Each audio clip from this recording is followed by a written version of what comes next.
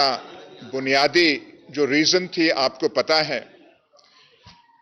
मैंने अपनी जिंदगी में थोड़े जल्जले भी देखे हैं सियासी, पर आज का जो जल्जला हुआ है पूरी धरती को, पाकिस्तान की सरजमीन को इसने हिला के रख दिया। जो हमने इलेक्शन डे पे देखा था, जो हम पहली रात ही पुकारने लगे थे और फिर कल की प्रेस कॉन्फ्रेंस में भी हमने वो सारा कुछ बयान किया, पर आज तो ऐसा मोजज़ा हुआ जैसे आसमान से गिर के सब कुछ अया हो गया। और इससे ज्यादा धमाकाखेज, एक्सप्लोसिव कोई एडमिशन हो नहीं सकती थी जो कि commissioner Rawalpindi, the senior most administrative officer in Rawalpindi division, और रावलपिंडी डिवीजन के 4-5 इजला हैं, मरी इंक्लूडेड, और सबसे बड़ी जो धांधली तो पूरे पाकिस्तान में हुई, कराची तक, पर जो सही वो जो टोका चला था धांधले का, वो रावलपिंडी डिवीजन में चला था।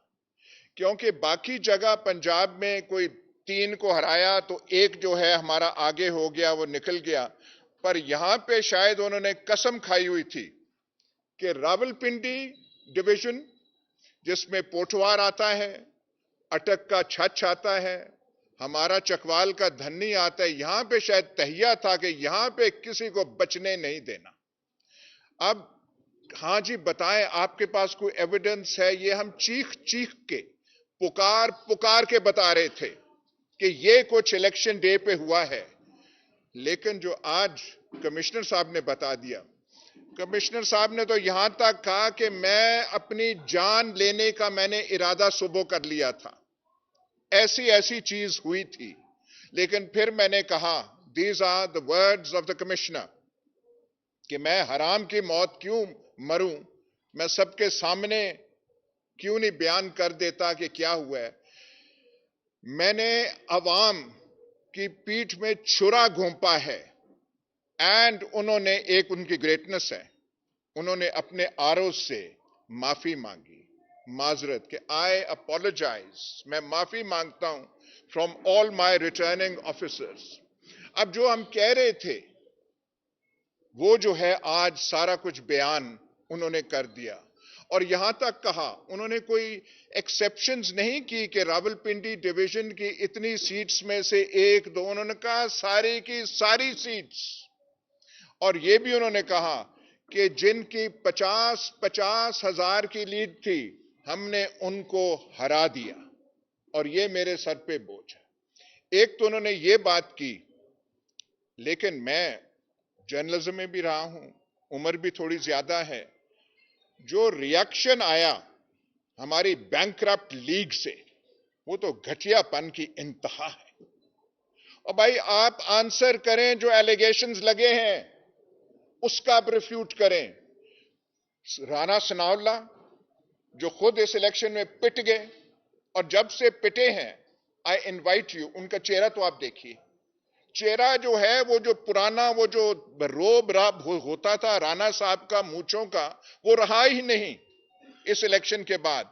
वो कहते हैं जी मैं जानता हूं, पता नहीं ये ट्रीटमेंट ले रहे हैं, फलाना ले रहे हैं, और जब ये इलेक्शन कर रहे थे तो आपको तब याद ना आई ट्रीटमेंट की, तब आपको ये बातें याद नहीं आई। और कोई कह रहा है ये फलाने का फ्रंटमैन है, वाह कमाल बात है। भाई पहले कहना था ना, सारा कुछ जब करके तो तालियां बजा रहे थे कि ये है। तालियां वैसे एक बात है, बैंकरप्ट लीग जो है ताली सही तरह बजा नहीं सकी, उनका वो जो है एतमाद और कॉन्फिडेंस जो है बिल्कुल रहा नहीं। लेकिन इतना भोंडा रिएक्शन, जो मैं कह रहा हूं भोंडा भी नहीं, घटियापन, और थोड़ा सा ग्रेस तो होनी चाहिए, थोड़ा सा दिल तो कुशादा होना चाहिए। एक आपको ये जो इलेक्शन, ऐसा इलेक्शन पाकिस्तान की तारीख में नहीं हुआ।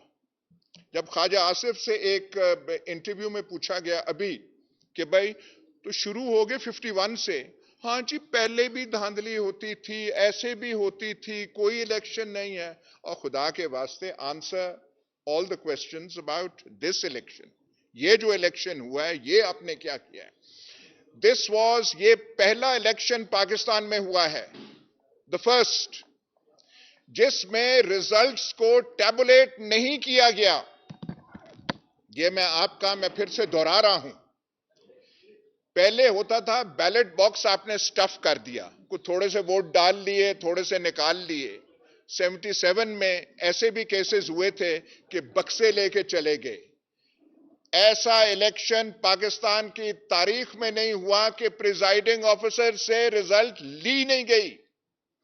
सारी रात वो खड़े रहे, बैग्स, वोट्स, फॉर्म 45 अपना लेके, जो उनका ऑफिशियल था, उनसे पूछने की जहमत ना की गई, और बैठ के अंदर आरओ ऑफिसेस को सील किया गया, ऑल ऑफिसेस, वहां कोई जा नहीं सकता था, एंट्री सबकी बंद, सिवाय जो अंदर बैठे हुए हैं, जो मैथमेटिक्स के जौहर दिखाने बैठे थे और कागजों पे इदादो शुमार ऐसे किए जो एडअप भी नहीं होते, जो टैली भी नहीं होते।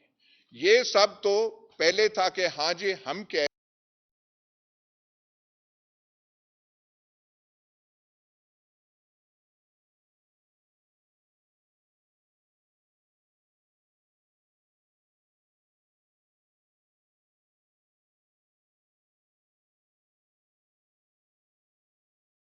कहने को कुछ है नहीं, और कीचड़ उछालने में लगे हुए हैं। आज हमाइयां छूट गई हैं, लेकिन कीचड़ उछाली जा रही है। जी।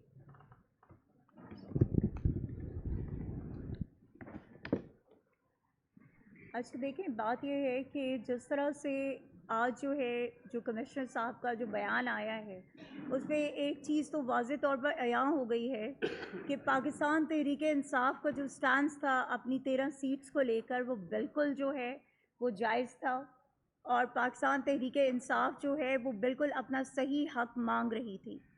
जिस तरह का इल्ज़ाम ये लोग आज कमिश्नर पे लगा रहे हैं, जैसे अभी अयाज मीर साहब ने बात की कि इन्होंने कहा कि कमिश्नर वो इंसेन था। तो पिछले 2 सालों से आपने एक इतने इम्पॉर्टेंट और इतने सेंसिटिव डिस्ट्रिक्ट में आपने एक इंसेन बंदे को कैसे आपने लगाया हुआ था? ठीक है, पहला सवाल तो ये बनता है।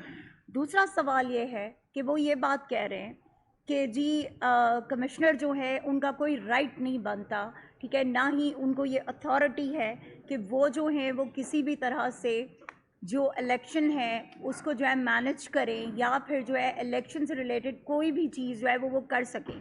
अगर ये उनकी अथॉरिटी नहीं है, तो मेरा सवाल सिर्फ इतना सा है कि क्या डीसी उनके अंडर नहीं है? क्या आपके एसीज उनके अंडर नहीं हैं? क्या आपके आरपीओ, डीपीओ, डीआरओ, आरओ उनके अंडर नहीं हैं? अगर नहीं हैं, तो फिर हमारे डिस्ट्रिक्ट अटक में किस तरह इलेक्शन वाले दिन, पोलिंग डे वाले दिन, जो हमारे कमिश्नर साहब थे वो वहाँ पर किस चीज़ का मुआयना करने गए थे, अगर ये उनको अथॉरिटी नहीं थी?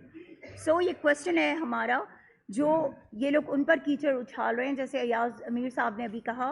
तो ये हमारा सवाल है कि फिर क्यों आपने 2 साल से उस बंदे को इतने मेगा प्रोजेक्ट्स, जिनका इल्ज़ाम भी बहुत दफ़ा हमारे लोगों पर लगाया गया, उन मेगा प्रोजेक्ट्स पे आपने एक ऐसे बंदे को वो उसकी तैनाती की हुई थी। दूसरी चीज़ ये कि हम लोगों की आज के इस बयान में जो आपकी कमिश्नर ने दिया, उस बयान के बाद 2 चीज़ें हमारे पास। पहला एविडेंस था हमारे फॉर्म 45, जो हर एमएनए एमपीए के पास मौजूद हैं, जो हमें हमारे प्रिजाइडिंग ऑफिसर्स ने प्रोवाइड किए थे, और वो तमाम वो हमारे सोशल मीडिया प्लेटफॉर्म्स पे भी वो मौजूद हैं। इंटरनेशनल मीडिया को भी हमने प्रोवाइड किए हैं, हमने नेशनल मीडिया को भी प्रोवाइड किए हुए हैं। जिनको नहीं मिले तो वो हमसे ले सकते हैं, हमारे पास मौजूद है अभी भी। दूसरा जो प्रूफ है वो है हमारे कमिश्नर का कन्फेशन। तो ये चीज़ें मेरे ख़्याल में हमारे अपना हक हासिल करने के लिए बहुत हैं, और इससे ज़्यादा हमें किसी एविडेंस की ज़रूरत नहीं है। हमारी जो डिमांड है, हमारी डिमांड ये है कि इंशाअल्लाह ताला मंडे को हम सब एमएनएज़ और एमपीएज़ के जिनके ये मसला है, जिनके उस पर रिगिंग हुई है, हम सब इलेक्शन कमिश्नर के पास जाएंगे और अगर इलेक्शन कमिश्नर साहब ने हमें हमारा हक जो है वो ना दिया और अगर हमारा नोटिफिकेशन ना किया, तो फिर जिस तरह का आज एक प्रोटेस्ट आपने देखा है, इंशाअल्लाह ताला पब्लिक जो है वो पूरा रिएक्शन आपको फिर देगी, क्योंकि अवामी मैंडेट पे इतनी आसानी से हम किसी को जो है डाका नहीं डालने देंगे। So this is from my side. Over to Abuzar भाई, the legal. Yes. It's fine now.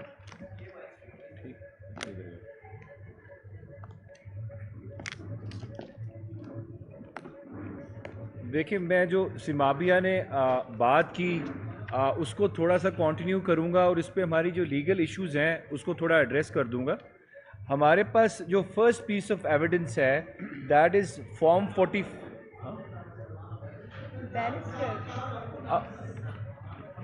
Abuzar Salman Niazi, मैं कोर कमेटी का मेंबर हूँ और खान साहब के और पीटीआई के केसेस भी कर रहा हूँ। अच्छा, हमारे पास जो पहली एविडेंस है दैट इज़ द फॉर्म 45 जो मैंने खुद नहीं बनाया, प्रिजाइडिंग ऑफिसर ने इशू किया है मेरे पोलिंग एजेंट्स को, बाकी पार्टीज़ के भी पोलिंग एजेंट्स को, जिस पे क्लियर लीड आ रही है पाकिस्तान तहरीक-ए-इंसाफ के कैंडिडेट्स की।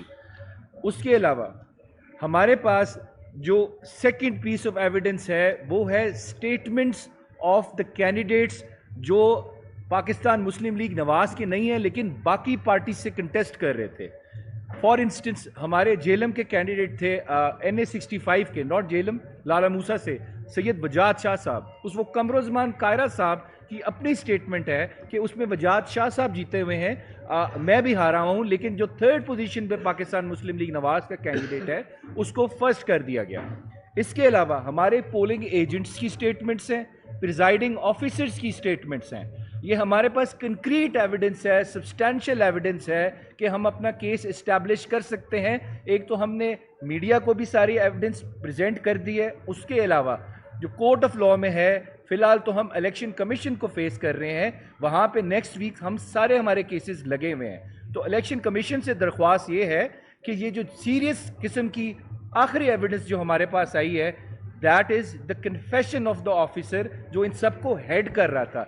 देखिए, कमिश्नर कोई क्लर्क नहीं है, कमिश्नर के नीचे आपका डीसी सारे काम करते हैं, उसके नीचे आपके जो प्रिजाइडिंग ऑफिसर्स हैं जो एजुकेशन डिपार्टमेंट के, most of them they belong to जो एजुकेशन डिपार्टमेंट, वो सारे वहाँ से बिलोंग करते हैं। तो इस वजह से सारी हायरार्की आपकी पूरी डिवीजन की works under the commissioner. A statement from the commissioner can not be taken lightly, that is admission and confession of a crime कि ये क्राइम कमिट हुआ है। वो क्राइम क्या है? पाकिस्तान तहरीक इंसाफ के कैंडिडेट्स का मैंडेट चोरी हुआ है। चोरी भी नहीं हुआ, इस पे डाका मारा गया है, दिन दिहाड़े डाका मारा गया है।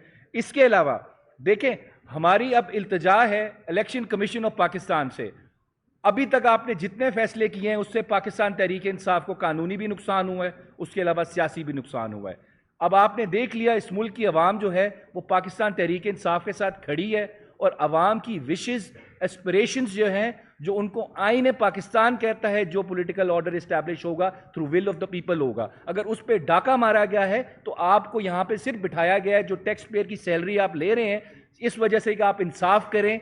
आर्टिकल 218 आईन पाकिस्तान का कहता है it is your duty to ensure the elections are held in free, fair and transparent manner. So far आप इसमें फेल हुए हैं, अभी भी आपके पास चांस है कि अपने आप को इसमें एब्जॉल्व करें और इस मुल्क में इंसाफ करें। ये मेरा ज़ाती इशू नहीं है, ना सिमाबिया साहिबा का इशू है, ना इवन इमरान खान साहब का इशू है। ये पाकिस्तान की 9 से 10 करोड़ जो अवाम है, जो निकले हैं, जिन्होंने वोट दिया है अपने कैंडिडेट्स के, उनके हक पे डाका मारा गया है। अगर इसका अजाला ना किया गया तो इस मुल्क की अवाम का इन इदारों के ऊपर जो एतमाद है वो कभी बहाल नहीं होगा। और यही चीज़ इस मुल्क की जुडिशरी को भी मैं उनसे रिक्वेस्ट करता हूं।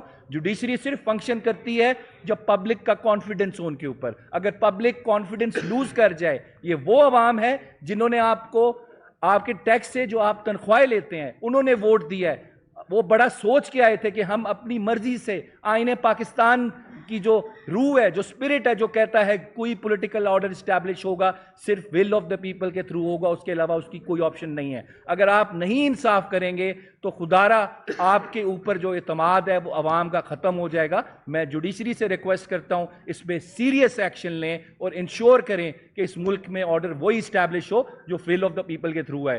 केयर टेकर गवर्नमेंट्स हमें रूल करने के लिए आइन इसकी इजाज़त नहीं देता। हमें 1-1.5 साल हो गए, हमारे केयर टेकर प्राइम मिनिस्टर्स हैं। इस तरह नहीं होगा। या बाहर से आप लोग ले आए स्पेशल, उनको यहां पे हमारे ऊपर मुसल्लत कर दें, जो 15 सीटें भी नहीं ले सके इस इलेक्शन के अंदर। तो इस वजह से जो अवाम चाहती है, क्योंकि जो पॉपुलर सॉवरेनिटी होती है डेमोक्रेसी में, खल्के खुदा जो है उसके पास ही जाएगी।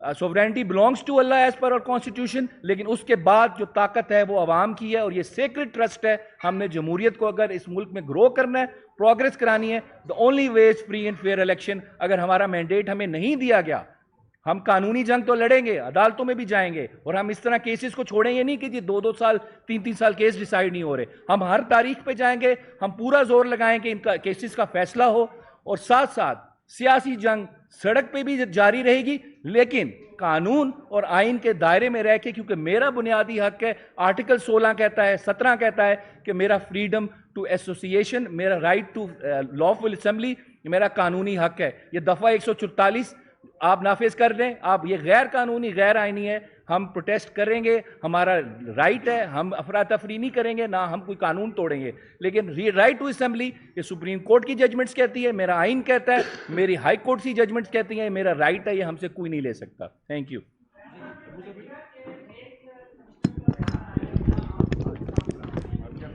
मैं उसको ईमान को इधर ईमान को इधर बुला रहा हूँ, ठीक है?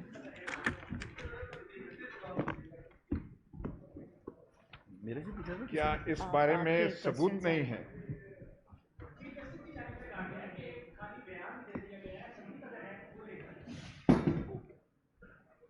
सबूत, इससे ज्यादा क्या सबूत हो सकता है? देखिए, linchpin of the administration is the commissioner. All offices in the division are subordinate to the commissioner. Commissioner एक चीज कह रहा है, वो बात खुदकुशी तक की कर रहा है, माफी मांग रहा है। वो ये कह रहा है कि मैं पुलिस के हवाले अपने आप को करता हूं। वो कहता है मुझे कचहरी चौक में आप टांग दें। इससे ज्यादा he speaking from the heart. वो जो कहते हैं ना सोल, एंग्विश्ड सोल से वो बोल रहा है। देखिए, one can put any interpretation, but take him at his वो जो फेस वैल्यू में, कहां से वो आया है, कंडक्ट इलेक्शंस किए हैं, एंड इज अक्यूजिंग ऑल्सो, मैं यहां कहना नहीं चाहता, but he also took the name of the Chief Election Commissioner and also the Chief Justice, कि वो भी इसमें मुलव्वस है।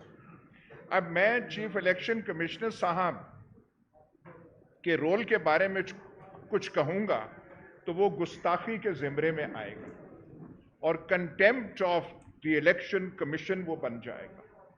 पर मैं अगर बयान आपको करने लग पड़ूं, the role of the judiciary and the role of the election commission, तो रात मेरे ख्याल बीत जाएगी और कहानी खत्म नहीं होगी। और मैं ये भी बात बता दूं कि आपसे बाखबर लोग इस मुल्क में और कोई नहीं है। ये जो मैं बयान कर रहा हूं, आपका दिल भी इसकी गवाही दे रहा है और आपने सब ये देखा है। इससे ज्यादा और प्रूफ क्या हो सकती है? एक चीज और मैं कहूंगा, भाई 2-3 जर्नलिस्ट को बिठा दें इलेक्शन कमीशन के साथ और कह दें कि ये जो हम बैठे हुए हैं, हमारे फॉर्म्स 45 लेके 2 कैलकुलेटर करके आप ऐड करते हैं, एक वो एक्सरसाइज करते हैं। अभी तक जो हम इलेक्शन कमीशन के सामने जा रहे हैं, फॉर्म 45 हमने थद्दे बनाए हुए हैं सिक्योरिटी के लिए। ओरिजिनल फॉर्म्स को हमने घर में रखा हुआ है। मैं ओरिजिनल फॉर्म्स कल लेकर आया था और 3 आदमियों ने कहा ये आप क्या बेवकूफ़ी कर रहे हैं, हिफाजत से रखें। इन्होंने कॉपीज बनाई हुई, अच्छे भले पैसे खर्च करके पूरी किताबें छापी हुई हैं, वो कुछ देखे तो सही ना, ऐड तो आप कर दें ना। मैं एक आपको एग्जांपल देता हूं जो मेरी कंस्टिट्यूंसी में हुआ। मेंबर्स जो दूसरे हैं, जो कैंडिडेट्स हैं, उनको ऐसे ऐसे फिगर्स दिए गए जो उन्होंने लिए नहीं हैं, उनके वहमो गुमान में नहीं था। एक पीपल्स पार्टी का कैंडिडेट है, उसे 12,000 वोट मिलते हैं, उसे 74,000 दे दिए जाते हैं। भाई ये कैलकुलेटर का हमें बता दें, ये कौन से कैलकुलेटर्स हैं जिससे 12,074 बन जाता है। हमने शायद आगे भी इलेक्शन लड़े, हमारे फायदे की बात होगी, हम थोड़ा ये मल्टीप्लिकेशन तो सीख जाएं। जो ये इलेक्शन कमीशन और इसका हुआ है, कुछ इस मैथमेटिक्स और रियाजी से हम भी फायदा उठा लें।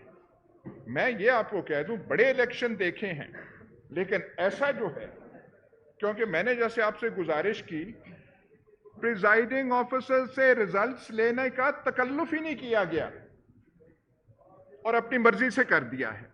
हमें बता तो दिया जाए। और एक और चीज, साइन करा के आप फॉर्म्स 45 अगर बनाते हैं, वो तो क्रिमिनल ऑफेंस बनता है। आप फोर्ज कर रहे हैं, सामने तो करें ना, कंपेयर कर दें। इलेक्शन कमीशन के 2 मेंबर्स 3 मेंबर कहें हाँ भाई लाओ अपने फॉर्म 45, बिठा दें वहां पे डिस्ट्रिक्ट या इलेक्शन कमीशन के आदमी, ऐड करो भाई, और आप अपने बताओ। दूध का दूध, ये बाय द वे पीएमएल नून का फेवरेट फ्रेज है, दूध का दूध और पानी का पानी हो जाएगा। तो ये करें तो सही ना। सर आपने देखा है कि जब भी इलेक्शन होते हैं उसके नतायज के बाद 2 साल 3 साल बाद कहा जाता है कि उस वक्त की मिलिट्री एस्टैब्लिशमेंट या फिर आर्मी चीफ इलेक्शन रिगिंग में मुलविस रहे, इल्जाम लगते रहे। आपने भी इलेक्शन मुहिम के दौरान कहा कि ज़ाहिरी तौर पर एक जर्नैल हमारे करीब यहाँ पर एक महफिल में मौजूद है और उनकी हमारे तुम्हारे साथ मौजूद है, तो लिहाजा आपको क्या लगता है कि कमिश्नर से के जरिए इस्तेमाल करके इलेक्शन रिग करवाने के पीछे क्या मौजूदा मिलिट्री एस्टैब्लिशमेंट है या नहीं है? ये ना हो कि बाद में आपकी 4 साल बाद दावा करें, ये सब कौन ना हो उसके पीछे क्या कमिश्नर साहब खुद ही थे या कोई था? वो कौन है? देखिए, वो हमारे आजकल की इस्तिलाह में 2-3 टर्म्स जो हैं काफी फेमिलियर और पॉपुलर हो गए हैं। फेमिलियर और पॉपुलर हो गए हैं। एक है कि वो कौन आए थे, नामालूम आए थे। मैं भी इलेक्शन से कुछ दिन पहले मेरे हलके से 7, 8, 9, 10 आदमी उठा लिए गए। किसी थाने में रपट या पर्चा दर्ज ना हुआ। हमें नहीं पता था किस मुकाम पे हैं। उनमें से 3-4 आगे हैं, 2-3 नहीं आए। पूछा गया कौन है, तो अगर आप मुझसे खिलवत में पूछें तो मैं आपको बता दूंगा, खिलवत में ना पूछें तो मैं कहूंगा कुछ नामालूम थे, उनका डाकखाने का एड्रेस मैं ढूंढने की कोशिश कर रहा हूं। तो मेरा ख्याल है ये आपको पोस्टल एड्रेस जो है मैं कोशिश कर रहा हूं कि, और जो रिलीज हुए उन्होंने लिख के दे दिया कि हमें किसी ने नहीं लिया, हम कहीं काम के सिलसिले में वहां गए थे, तो घर से कोई 5-6 दिन हम लापता हो गए, हम नहीं हो गए। पर मैं वो पोस्टल एड्रेस ढूंढने की कोशिश कर रहा हूं और आपको मुतले कर दूंगा।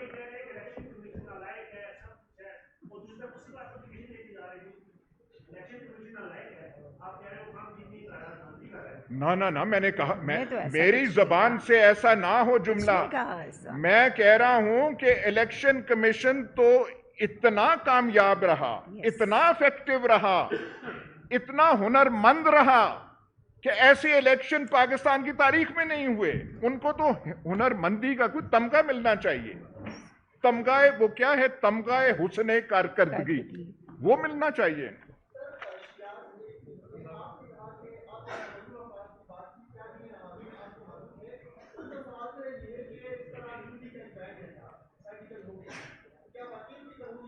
क्या हो गया? साड़ी गल हो गई है, उन्होंने कहा था फिर मिलन में। वो सारों को बता रहे थे साड़ी गल हो गई है। बात उनकी गल हो गई थी, सिर्फ एक चीज निकल आई जो अवाम पाकिस्तान है, पाकिस्तान के लोग जो हैं, इन्होंने वो गल को खराब कर दिया। नहीं तो गल तो हो गई थी। ये तो जो वोट शहरियार साहब को पड़े हैं और जो बाकियों को पड़े हैं, इसने सत्यानाश कर दिया सारे का। वो जो गल हो गई थी और गल बर्बाद कर दी थी उन्होंने। अच्छा, ये बात मैं आपको थोड़ा सा और क्लैरिफाई कर दूं। मेरे भाइयों, मेरी कोई 2 मिनट भाई 2 मिनट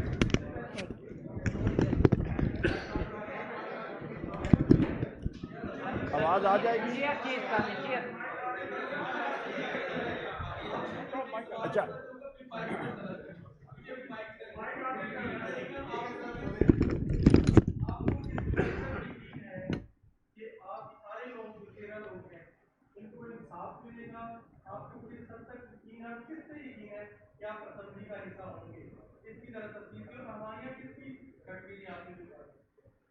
मुझे तो मीर तके मीर का शेर याद आ रहा है।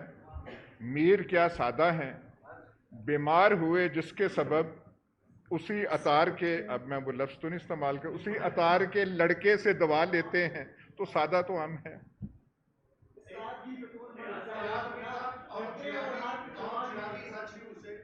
मेरा पहला तो ये है कि उसमें कारकर्दगी तो पाकिस्तान तहरीक इंसाफ को मिलना चाहिए, जिन्होंने इतना अच्छा चीफ इलेक्शन कमीशन लगाया, क्योंकि ये चाय साफ की है। अगर आपने उसमें कारकर्दगी देना है तो फिर तहरीक इंसाफ को मिलना चाहिए। तो दूसरा सवाल मेरा ये है कि आप बड़ा यकीन रखते हैं डेमोक्रेसी पे, और आप ये हमेशा जमहूरियत की बात करते हैं अपने कामों में, प्रोग्रामों में। तो आपने जो अपनी तकरीर में कहा कि फैज साहब जो हैं वो बाकायदा तौर पर यहाँ पे रूहानी तौर पर मौजूद हैं, तो क्या फैज साहब क्या वहां पे रूहानी तौर पे मौजूद थे? वहां पे आप बाहर गए तो अभी भी वो आपके साथ रूहानी तौर पे मौजूद है? देखिए, अब वो पता नहीं आपके वो जहन पे वो फैज साहब क्यों चढ़े हुए हैं। मैंने वो उनकी एक, अब मैं उनके क्या वो खानदान का हस्बे वो जो है वो सारा वो बताऊं, इशू वो नहीं है। Let us concentrate on the issue, क्योंकि वो बड़ा आप जो कर रहे हैं बहुत इंटरेस्टिंग है और उस पर मैं पूरी एक डिस्क्विजिशन दे सकता हूं। पर मसला यहाँ पे इस इलेक्शन का है कि इसमें यहाँ क्या हुआ, ना कि ये कि मैंने एक अपनी इलेक्शन मीटिंग में फलाने गांव में कहा कि मौजूद हैं। वो मेरा ख्याल है इलेक्शन वाला जो ये चीज़ है। देखिए, इसने, मैं और कोई लंबी तकरीर नहीं करना चाहता, इस इलेक्शन ने पाकिस्तान को डैमेज किया है। पीटीआई को आप रहने दें एक तरफ, ऐसे करके हम अपने मामलात चलाएंगे कैसे? इनसे क्या हुकूमत बन पाएगी? ये कुछ कर पाएंगे? और ऐसे इलेक्शन से कोई क्रेडिबिलिटी, कोई लेजिटिमेसी का सवाल पैदा होता है? मतलब ये मजाक कर रहे हैं कौम के साथ। तो ये पीटीआई को आप एक तरफ रखें, ये जुल्म ये मुल्क के साथ हुआ है। हमने मामलात, इकोनॉमिक सिचुएशन हमारी क्या है, इतनी प्रिकेरियस है, उससे आप यहां पे आप होप कर सकते हैं कि एक बैंकरप्ट लीग जिसको आपने सहारे दे के आगे किया है, लेकिन वो आगे कामयाब नहीं हो सकी, गल हो गई थी लेकिन काम बीच में खराब हो गया, तो क्या हम मामलात कैसे चलाएंगे इस मुल्क में?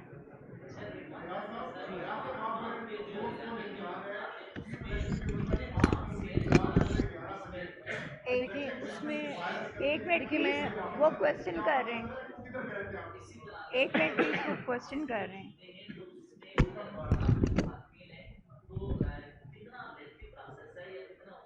देखिए, सबसे पहले तो मैं 2 चीज़ों की आपको वजाहत कर दूँ जी। सबसे पहली चीज़ जो है कि आज अगर आप मरियम औरंगज़ेब साहिबा की प्रेस कॉन्फ्रेंस देखें, तो जो उनका गम और गुस्सा था, जिस तरह वो चीख